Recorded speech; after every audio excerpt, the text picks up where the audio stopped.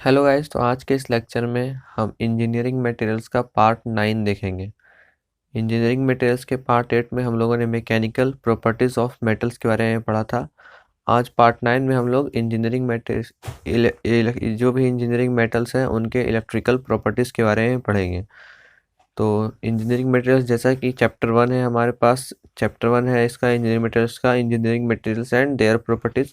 तो उसमें electrical properties के बारे में दिया गया है मेटल्स के। तो चलिए शुरू करते हैं। तो one of the significant characteristics of the materials is their ability to permit और resist the flow of electricity. तो जो हमारा मटेरियल्स होता है या कहें कि जो मेटल्स होते हैं वो क्या है, वो एक बहुत ही इम्पोर्टेंट कैरेक्टरिस्टिक्स शो करते हैं या फिर उनमें एक एबिलिटी होती है, या तो वो इलेक्ट्रिसिटी को अपने अंदर फ्लो होने देंगे यानी परमिट होने देंगे, या तो वो रजिस्ट करेंगे। तो ये मेरे पास एक इलेक्ट्रिकल प्रॉपर्टी है, एक बहुत ही इंपॉर्टेंट प्रॉपर्टी होता है, सिग्निफिकेंट कैरेक्टरिस्टिक होता है किसी भी मटेरियल का, कि वो या तो उसके अंदर इलेक्ट्रिसिटी फ्लो करने की फ्लो यानी परमिट करने की एबिलिटी हो, या तो इसे रेजिस्ट करने की एबिलिटी हो। तो इलेक्ट्रिकल प्रॉपर्टीज़ में हम लोग काफ़ी सारे प्रॉपर्टीज़ देखेंगे। Materials to be used in electrical equipments can be selected on the basis of their electrical properties। तो काफ़ी सारे इलेक्ट्रिकल इक्विपमेंट्स जैसे आप लोग देखते हैं, जैसे बल्ब वगैरह, जितने भी इलेक्ट्रिक इक्विपमेंट्स हैं उनको सिलेक्ट किया जाता है किस बेसिस पर, इलेक्ट्रिकल प्रॉपर्टीज़ के बेसिस पर, कि किस मेटल का या किस मटेरियल का प्रॉपर्टीज़, इलेक्ट्रिकल प्रॉपर्टीज़ क्या है, कितना है। इस हिसाब से इलेक्ट्रिकल इक्विपमेंट्स के लिए मटेरियल्स का सिलेक्शन किया जाता है। अब सब important properties of electricity is, यहाँ पर कुछ इंपॉर्टेंट प्रॉपर्टीज दिए गए हैं जो कि इलेक्ट्रिसिटी से है यानी इलेक्ट्रिकल प्रॉपर्टीज है। तो सबसे पहला हमारे पास जो प्रॉपर्टी है वो है रजिस्टिविटी। आप लोग रेजिस्टेंस पढ़ चुके होंगे क्लास 10th वगैरह में, या फिर कहें कि कहीं ना कहीं आप लोग पढ़े होंगे अभी डिप्लोमा के फर्स्ट सेकेंड या किसी भी सेमेस्टर में। रेजिस्टेंस आप लोग जानते होंगे, जिस तरह से किसी सर्किट में अगर इलेक्ट्रिसिटी फ्लो हो रहा है, तो अगर उसमें कोई अगर वैसा ऐसा सर्किट, या फिर कहें कि सर्किट का वैसा नेचर, या कहें कि मटेरियल का वैसा नेचर, जो भी मटेरियल में इलेक्ट्रिसिटी फ्लो हो रहा है तो मटेरियल का ऐसा नेचर जो इलेक्ट्रिसिटी को फ्लो होने से रजिस्ट करे, उसे हम लोग रेजिस्टेंस कहते हैं। और जिस रेजिस्टेंस और रेजिस्टेंस कितनी मात्रा में हो रही है यानी रेजिस्टेंस उसके अंदर कितनी है, रेजिस्टेंस की एबिलिटी कितनी है, उसे हम लोग रेजिस्टिविटी कहते हैं। यहाँ पर एक सर्किट दिया गया है जहाँ पर एक रेजिस्टेंस लगा हुआ है, यानी यहाँ पर एक रेजिस्टिविटी लगा हुआ है। यहाँ आप लोग देख सकते हैं ये एक सेल है, ये स्विच है और ये एमीटर है और ये एक सर्किट बना हुआ है। रेजिस्टिविटी होता क्या है, the property of a material that causes it opposes या कहें रेजिस्ट अ करंट। तो मटेरियल का वैसा प्रॉपर्टी जो जो उसके अंदर करंट होने को रेजिस्ट करे या अपोज करे, यानी करंट फ्लो को अपोज करे, रेजिस्ट करे, उसे हम लोग रेजिस्टिविटी कहते हैं। रेजिस्टिविटी को हम लोग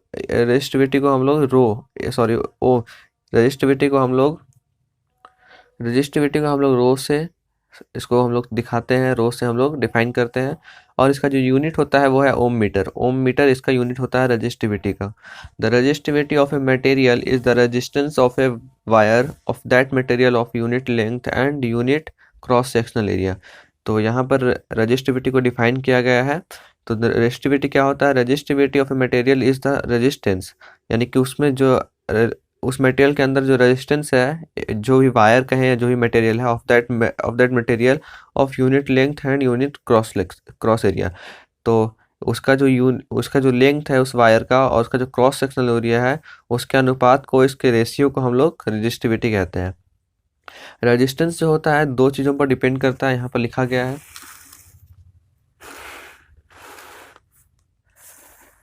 रेजिस्टेंस यहाँ पर दो चीज़ों पर डिपेंड करता है। सबसे पहले लेंथ पर, यानी अगर कोई वायर दिया गया है, यहाँ पर सपोज कीजिए कोई वायर है, तो इसकी जो लेंथ है यानी जो लंबाई है उस पर डिपेंड करता है। और कैसा डिपेंड करता है, ये डायरेक्टली प्रोपोर्शनल होता है, यानी कि लंबाई जितनी होगी वायर की, रेजिस्टेंस भी उतना ज़्यादा होगा।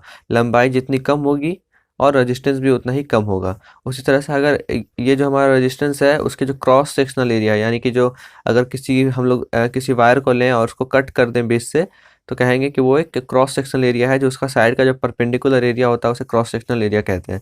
तो ये जो एरिया है या क्रॉस सेक्शनल एरिया है उसका डायरेक्टली प्रोपोर्शनल ना होकर इनवर्सली प्रोपोर्शनल होता है रेजिस्टेंस। यानी अगर हम लोग एरिया बढ़ाते हैं, क्रॉस सेक्शनल एरिया बढ़ाते हैं, तो रेजिस्टेंस कम जाता है। और रेजिस्टेंस अगर क्रॉस सेक्शनल एरिया घटाते हैं, यानी कि हम लोग इस क्रॉस सेक्शनल एरिया को कम करते हैं तो रेजिस्टेंस और बढ़ता है, यानी ये दोनों एक दूसरे के इन्वर्सली प्रोपोर्शनल होते हैं। तो इन दोनों के हिसाब से जो रेजिस्टेंस का हमारा फॉर्मूला बनता है वो हमारा बनता है resistance is equal to resistivity into l by a. L ऊपर में रहेगा और 1 है तो हमारे पास ए नीचे आएगा। तो इस तरह से एक फॉर्मूला बनता है रेजिस्टेंस का, जो कि यहाँ पर भी लिखा गया है। इसके अंदर कौन कौन सी चीज़ें क्या क्या है यहाँ पर लिखी गई हैं। जैसे पहले जो रो है हमारा वो है रजिस्टिविटी ऑफ ए कंडक्टर, यानी जो कंडक्टर के अंदर जो रजिस्टिविटी है। रजिस्टिविटी मैंने आप लोगों को क्या बताया कि रजिस्टिविटी किसी भी मटेरियल किसी वायर का जो जो रजिस्टेंस करने की जो क्षमता होती है, यानी जो एबिलिटी होती है, उसे हम लोग रजिस्टिविटी कहते हैं। ए लेंथ ऑफ द कंडक्टर है, यानी लंबाई कितनी है कंडक्टर की, और यह है क्रॉस सेक्शनल एरिया, जिसको हम लोग सेंटीमीटर क्यूब में और लेंथ को हम लोग सेंटीमीटर में मापते हैं एसआई यूनिट में। आर है रेजिस्टेंस यहाँ दिया गया, जो कि इसको हम लोग ओम में मापते हैं, और रजिस्टिविटी का जो यूनिट होता है वो होता है ओम मीटर। यहाँ पर एक इम्पोर्टेंट पॉइंट लिखा गया है कि अगर हम लोग रजिस्टिविटी कम करते हैं तो उसका रेजिस्टेंस लो होता है, यानी कि अगर रजिस्टिविटी कम है यानी उसके अंदर जो रेजिस्टेंस करने की जो एबिलिटी है वो कम है, तो उसके अंदर जाहिर सी बात है कि रेजिस्टेंस भी कम होगा। उसी तरह से अगर रो यानी कि रजिस्टिविटी ज़्यादा है, हाई है, तो उसके अंदर रेजिस्टेंस भी हाई होगा। लो का एक एग्जाम्पल दिया गया है यहाँ पर कॉपर वायर, और हाई का एग्जाम्पल दिया गया है यहाँ पर नाइक्रोम वायर, यानी इसके अंदर जो रेजिस्टेंस होता है वो ज़्यादा होता है, कॉपर के अंदर कम होता है, इसलिए हम लोग कॉपर का यूज़ वायर वगैरह वगैरह वगैरह बनाने में हम लोग करते हैं। वही नाइक्रोम का यूज़ हम लोग कुछ भी हीट वाला कुछ भी जो हीट को एब्जॉर्ब करने वाला जो चीज़ें होती हैं उसको हम लोग बनाने में करते हैं। और ये लो रेजिस्टिविटी, और एक चीज़ और दिया गया है यहाँ पर कि मेटल्स एंड अलॉयज जो होते हैं वो उसका जो रेजिस्टिविटी होता है या जो रेजिस्टेंस होता है वो कम होता है उसके मुका और जो रबर एंड ग्लास होते हैं उसकी जो रेजिस्टिविटी होती है वो हाई होती है। हम लोग जानते हैं कि हम लोग किसी भी वायर या किसी भी इलेक्ट्रिक चीज़ों को बनाने में हमेशा मेटल्स का या अलॉयज का यूज़ करते हैं, क्योंकि जो रबर एंड ग्लास होती हैं उसकी रजिस्टिविटी हाई होती है या बैड कंडक्टर होते हैं इलेक्ट्रिसिटी के। तो metals and alloys good conductor of electricity होते हैं, वहीं rubber and glass bad conductor of electricity होते हैं।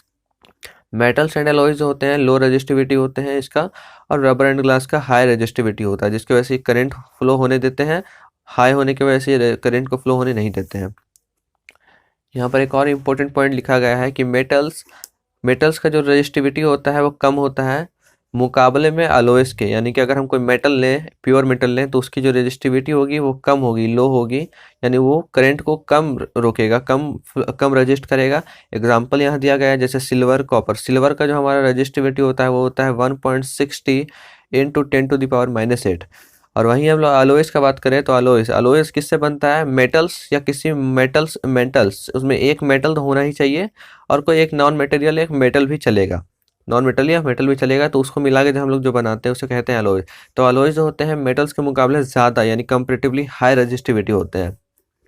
ये इसका मैं रीज़न ही बताऊंगा कि सॉरी, मैं अगर अलॉयज को यहाँ बता रहा हूँ कंपेरेटिवली हाई रजिस्टिविटी है, तो अलॉयज का एक बहुत ही इंपॉर्टेंट यूज़ होता है हमारे इलेक्ट्रिकल ब्रांच में, क्योंकि इसका जो अलॉयज का जो क्या होता है हाई रजिस्टिविटी होती है।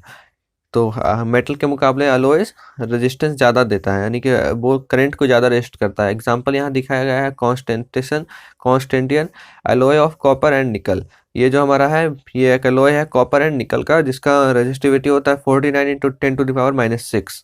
ओके, तो गाइस जैसा कि मैंने आप लोगों को बताया कि जो मेटल्स होते हैं उनकी रेजिस्टिविटी यानी रेजिस्टेंस लो होता है, वहीं अलॉयज का कंपेरेटिवली मेटल्स के ज़्यादा होता है। तो यहाँ एक इम्पोर्टेंट पॉइंट मैंने लिखा है कि इलेक्ट्रिक हीटर्स होते हैं या जो फिर आयरन होते हैं, इलेक्ट्रिकल जितने भी इलेक्ट्रिकल जो यानी कि जो भी हीट पैदा करने वाले जो भी इलेक्ट्रिकल हमारे इक्विपमेंट्स होते हैं वो क्या करते हैं, requires material having high electrical resistance. तो electrical heater, iron, electric toaster, ये सारी जो चीज़ें होती हैं वो हाई रेजिस्टेंस यानी हाई इलेक्ट्रिकल रेजिस्टेंस रिक्वायर करती हैं। ऐसा क्यों? क्योंकि अगर उनमें जो रेजिस्टेंस होगा वो कम होगा, रेजिस्टेंस अगर कम होगा तो वो इलेक्ट्रिक को आसानी से फ्लो होने देगा, जिसकी वजह से वो जो हमारा जो भी इक्विपमेंट है यानी कि जो भी हमारे पास इंस्ट्रूमेंट है जैसे कि इलेक्ट्रिकल हीटर या आयरन, वो जल्दी हीट नहीं होगा। रेजिस्टेंस की वजह से ही जो भी इलेक्ट्रिकल इक्विपमेंट्स होते हैं वो हीट होते हैं। तो इसलिए हम लोगों को जो इलेक्ट्रिकल हीटर यानी हीटर वगैरह, आयरन वगैरह बनाने के लिए हाई इलेक्ट्रिकल रेजिस्टेंस वाले मटेरियल की ज़रूरत होती है।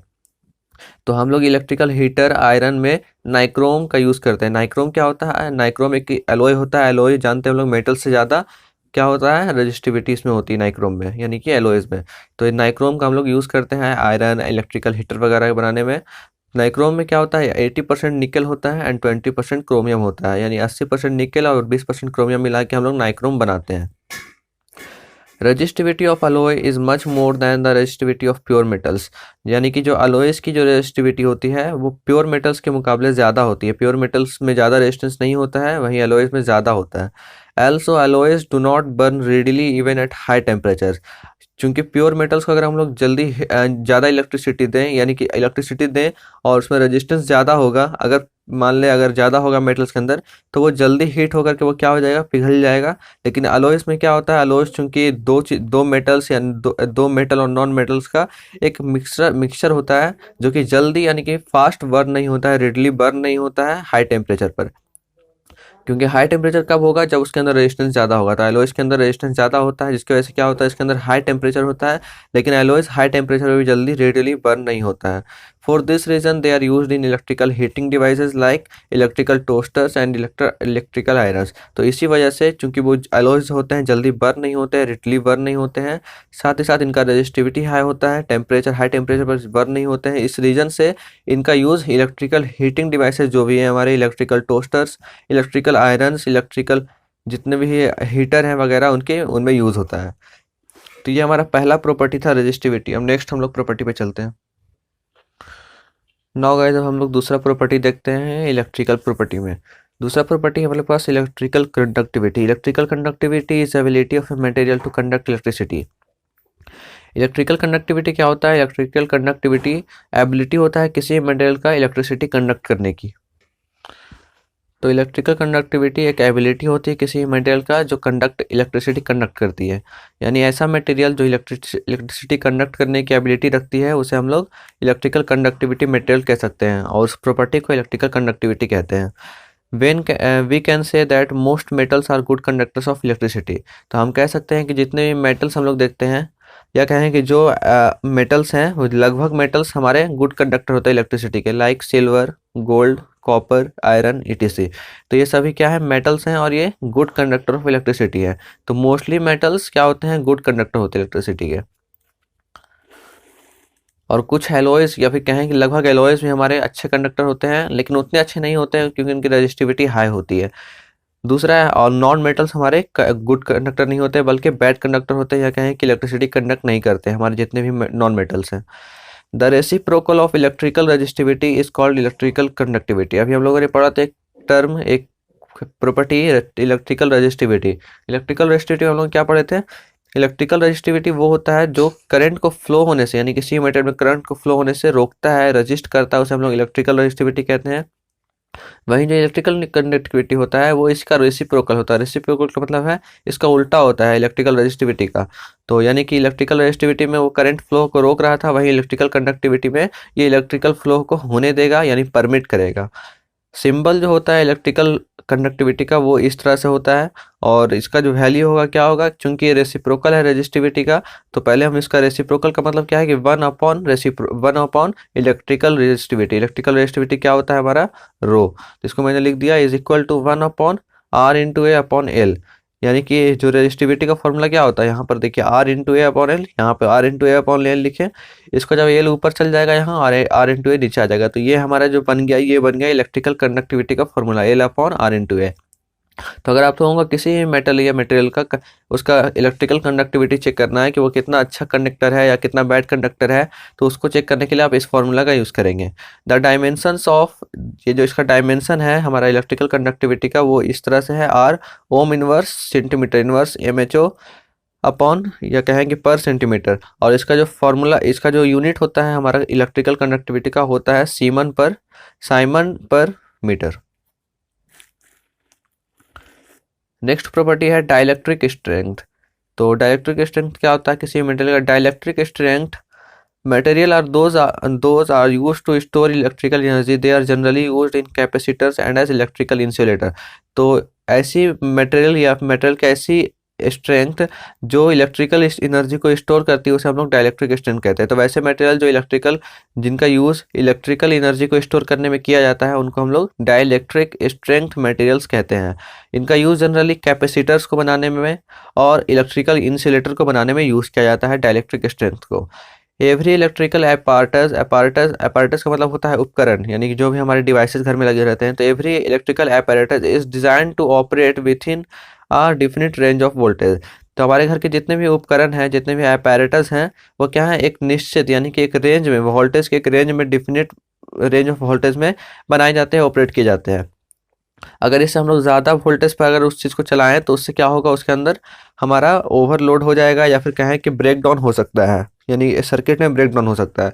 तो if the operating voltage is increase gradually, अगर हम लोग उस चीज़ का या फिर उस एपेरेटस में उसका जो वोल्टेज है उसको ग्रेजुअली यानी धीरे धीरे हम लोग इंक्रीज करते जाए, then at the some value of voltage a break down will occur.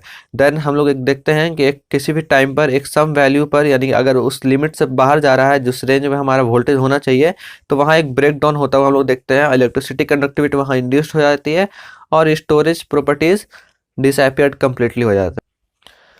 तो अगर हम लोग किसी भी उपकरण या किसी भी एपैरेटस को उसके वोल्टेज रेंज के ज़्यादा वोल्टेज देते जाएं या फिर उसको इंक्रीज करते जाएं उसके वोल्टेज को, तो एक समय पर वो या फिर एक सम वैल्यू पर उसका जो वोल्टेज, वो जो उपकरण है, वो जो एपैरेटस है वो ब्रेक डाउन कर जाएगा।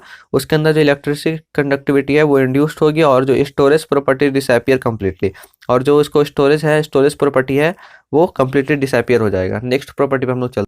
हमारा जो नेक्स्ट प्रॉपर्टी है इलेक्ट्रिकल प्रॉपर्टीज में, वो है सेमी कंडक्टिविटी। सेमी कंडक्टिविटी वो होता है जो ना तो गुड कंडक्टर होते हैं और ना ही बैड कंडक्टर्स यानी इंसुलेटर्स होते हैं। द कंडक्टिविटी और resistivity between that of conductors and insulator is called semi conductivity. हम कहेंगे कि ऐसा मटेरियल जिसका कंडक्टिविटी और रजिस्टिविटी ना तो एकदम कंडक्टर्स के जैसा होता है और ना ही इंसुलेटर के ऐसा होता है, यानी इसके बीच में आता है, वो उसे हम लोग सेमी कंडक्टिविटी कहते हैं। Materials processing this property are known as semi conductors, और इसके अंदर जो भी मटेरियल्स प्रोसेस होते हैं उसे हम लोग सेमी कंडक्टर्स कहते हैं। ये semi conductor is neither a good conductor nor a good conductor.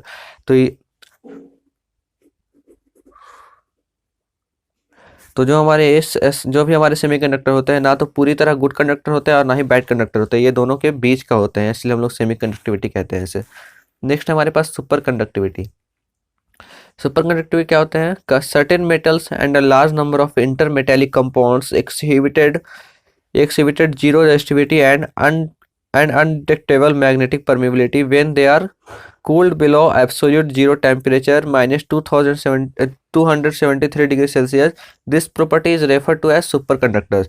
तो वैसे मटेरियल्स या फिर वैसे मेटल्स, कुछ मेटल्स क्या होते हैं, वैसे मेटल्स जो large number of inter metallic compounds होते हैं, वो जीरो रेजिस्टिविटी, ऐसे मेटल्स जो एकदम रेजिस्टिविटी फ्लो नहीं करते, यानी कि उसके अंदर इतनी जीरो रेजिस्टिविटी होता है, यानी वो इतनी सी भी रेजिस्टेंस फ्लो नहीं करते हैं, करंट को रेजिस्ट नहीं करते हैं, और उनका जो मैग्नेटिक परमिबिलिटी होता है वो भी अनडिटेक्टेबल होता है, बहुत ज़्यादा होता है। When they are cooled below absolute zero temperature, जब उनको -273 डिग्री सेल्सियस से कूल किया जाता है, उसका जो अनडिटेक्टेबल मैग्नेटिक परमिबिलिटी होता है, this property is referred to as super conductors. इसी प्रॉपर्टी को हम लोग सुपर कंडक्टर कहते हैं, और जो मटेरियल्स के अंदर आते हैं उसको हम लोग सुपर कंडक्टिविटी मटेरियल्स कहते हैं। सुपर कंडक्टिंग मटेरियल्स का यूज़ हम लोग किसमें करते हैं, एमआरआई में। Super conducting materials are of great use in magnetic resonance imaging. MRI में इसका यूज़ करते हैं, क्यों, क्योंकि इसके अंदर जो मैग्नेटिक पावर होती है, मैग्नेटिक जो परमिबिलिटी होती है वो बहुत ही हाई होती है। तो ये हमारा कंप्लीट हो गया इलेक्ट्रिकल प्रॉपर्टी, जो भी हमारे इंजीनियरिंग मटेरियल्स के या फिर इंजीनियरिंग मटेरियल्स के जितने भी इलेक्ट्रिकल प्रॉपर्टी थे वो यहाँ कंप्लीट हो गया। नेक्स्ट वीडियो में हम लोग देखेंगे थर्मल प्रॉपर्टी के बारे में। तो अगर आप लोगों को वीडियो पसंद आया तो प्लीज़ वीडियो को लाइक करें और चैनल को भी सब्सक्राइब करें। Thanks for watching this video.